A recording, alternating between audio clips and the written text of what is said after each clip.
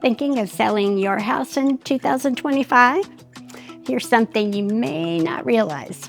It's already time to start tackling any repairs you want to make before you list. I know, it feels like there's lots of time between now and the new year, but it's going to fly by. Starting early gives you more flexibility to spread out the task on your to-do list. And that will seriously cut down on some stress.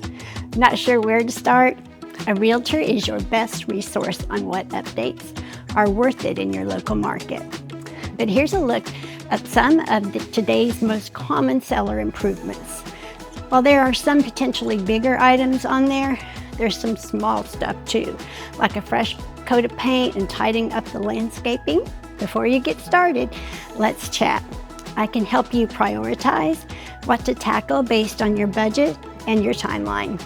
That way, you'll be sure to spend your money and your time on things that'll be worth it when you sell. Give me a call. Let's get started. I'm Carla Bello with Signature Choice Realty in Valdosta, Georgia. I would love the opportunity to be your trusted Valdosta realtor.